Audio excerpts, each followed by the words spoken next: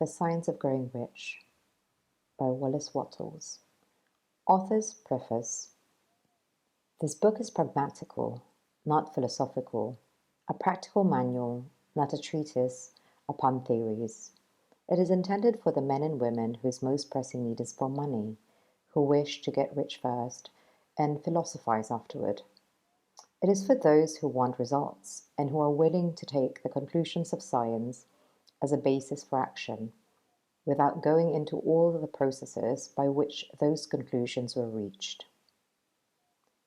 It is expected that the reader will take the fundamental statements upon faith, just as he would take statements concerning a law of electrical action if they were promulgated by Marconi or an Edison, and, taking the statements upon faith, that he will prove their truth by acting upon them without fear or hesitation. Every man or woman who does this will certainly get rich, for the science herein applied is an exact science, and failure is impossible.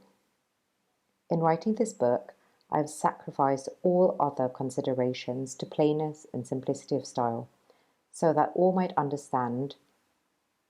The plan of action laid down herein was deduced from the conclusions of philosophy. It has been thoroughly tested and bears the supreme test of practical experiment. It works. Very truly yours, Wallace D. Wattles.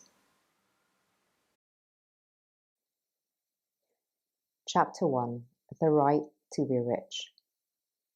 Whatever may be said in praise of poverty, the fact remains that it is not possible to live a really complete or successful life unless one is rich.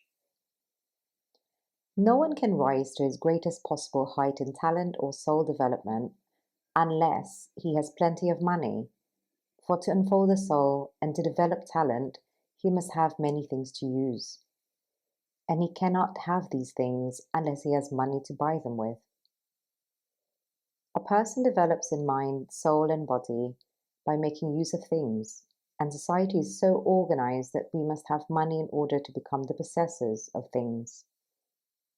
Therefore, the basis of all advancement must be the science of getting rich.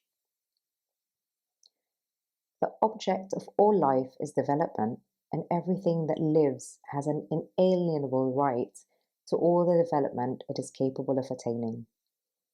A person's right to life means his right to have the free and unrestricted use of all the things which may be necessary to his fullest mental, spiritual, and physical unfoldment, or in other words, his right to be rich. In this book, I shall not speak of riches in a figurative way. To be really rich does not mean to be satisfied or contented with a little. No one ought to be satisfied with a little if he is capable of using and enjoying more. The purpose of nature is the advancement and unfoldment of life, and everyone should have all that can contribute to the power, elegance, beauty, and richness of life. To be content with less is sinful. The person who owns all he wants for the living of all the life he is capable of living is rich, and no person who has not plenty of money can have all he wants.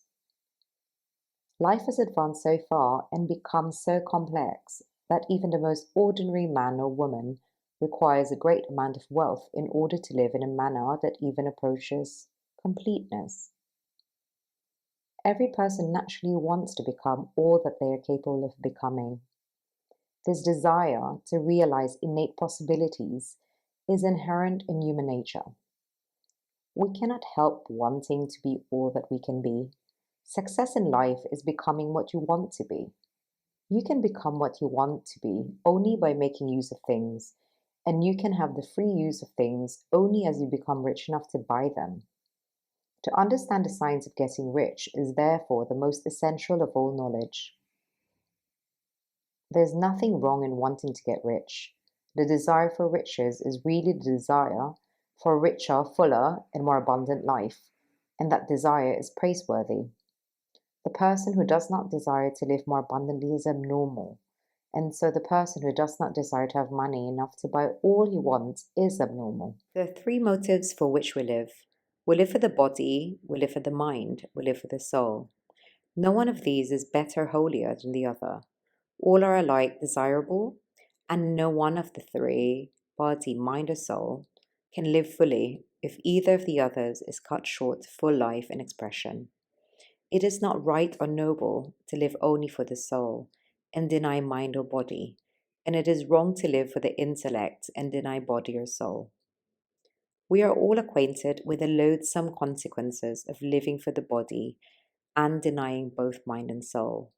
And we see that real life means the complete expression of all that a person can give forth through body, mind, and soul.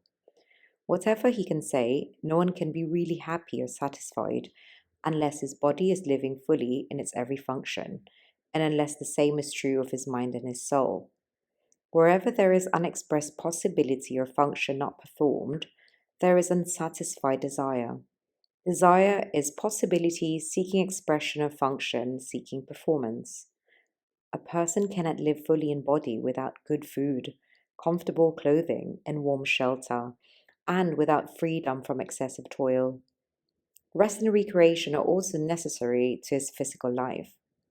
One cannot live fully in mind without books and time to study them, without opportunity for travel and observation, or without intellectual companionship. To live fully in mind, a person must have intellectual recreations and must surround himself with all the objects of art and beauty he is capable of using and appreciating. To live fully in soul, a person must have love, and love is denied fullest expression by poverty. A person's highest happiness is found in the bestowal of benefits on those he loves. Love finds its most natural and spontaneous expression in giving. The individual who has nothing to give cannot fill his place as a spouse or parent, as a citizen, or as a human being. It is in the use of material things that a person finds full life for his body, develops his mind, and unfolds his soul. It is therefore of supreme importance to each individual to be rich. It is perfectly right that you should desire to be rich. If you're a normal man or woman, you cannot help doing so. It is perfectly right that you should give your best attention to the science of getting rich, for it is the noblest and most necessary of all studies. If you neglect this study, you are derelict in your duty to yourself, to God and humanity, for you can render to God and humanity no greater service than to make the most of yourself.